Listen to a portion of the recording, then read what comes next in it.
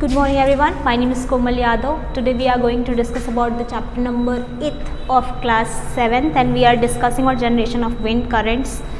मैंने आप लोगों को कुछ चीज़ें बताई थी विंड करंट के बारे में, इसी में मैं आप लोगों को इस टॉपिक में भी हम लोग वही सेम चीज़ डिस्कस करेंगे.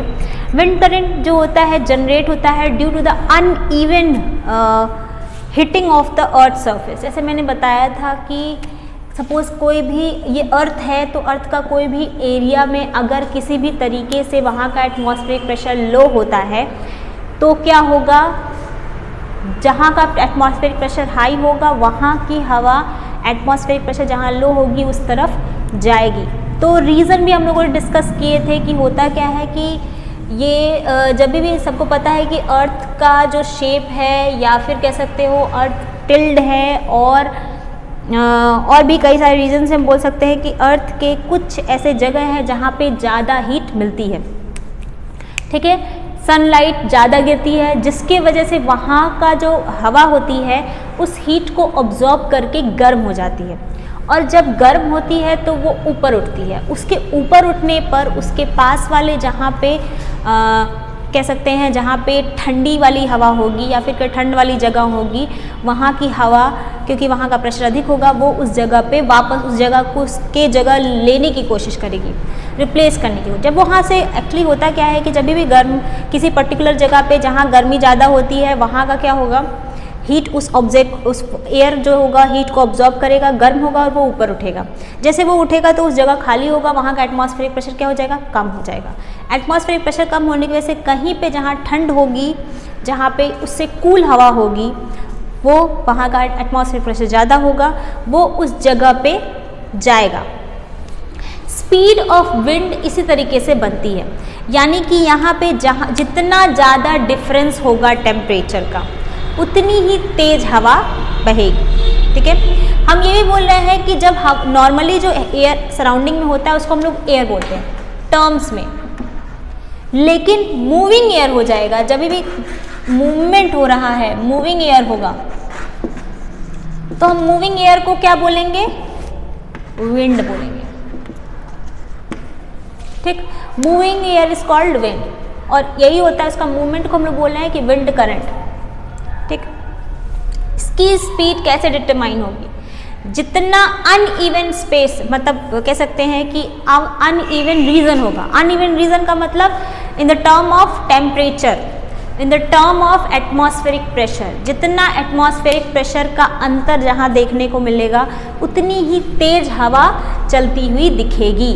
यानी कि सपोज अर्थ के कहीं पे अगर टेम्परेचर ज़्यादा है और कहीं कम है तो वहाँ पे एयर उसको ऑब्जॉर्ब कर लेगी टेम्परेचर को, वहाँ से उठ जाएगी जिसकी वजह से दूसरी हवा उस जगह पे आएगी. तो ये जो मूवमेंट है, जितना ज़्यादा टेम्परेचर का अंतर रहेगा उतनी तेज हवा बहेगी. जितना एटमॉस्फेरिक प्रेशर का रीजन का डिफरेंसेस होगा उतनी ही तेज हवा बहेगी. तो कह सकते हैं ये प्रोपोर्शनल होता है. ठीक, किसके प्रोपोर्शनल होगा, टेम्परेचर के प्रोपोर्शनल होगा. ठीक है, अब हम बात करेंगे generation of wind current due to the uneven heating of equator and pole. जैसे कि हमें पता है कि ये अर्थ है, टिल्ड है. ठीक, इसकी वजह से क्या होता है, सनलाइट अधिकतर इस वाले रीजन में ज़्यादा पड़ती है जिसकी वजह से यहाँ का टेम्परेचर अधिक होगा. ठीक, आपको पता है अर्थ का कोर्स जो होता है ये यहाँ पे बहुत कूल रीजन होता है क्योंकि सनलाइट उतनी नहीं पड़ती है, यहाँ पे इतना ठंड नहीं रहता, सॉरी गर्मी नहीं रहती है जितनी यहाँ पे देखने को मिलती है. यहाँ का टेम्परेचर ज़्यादा होगा जिसकी वजह से यहाँ की हवा उस हवा टेम्परेचर को ऑब्जॉर्ब करेगी और वो ऊपर उठेगी. यहाँ का एटमॉस्फेरिक प्रेशर क्या होगा, कम होगा.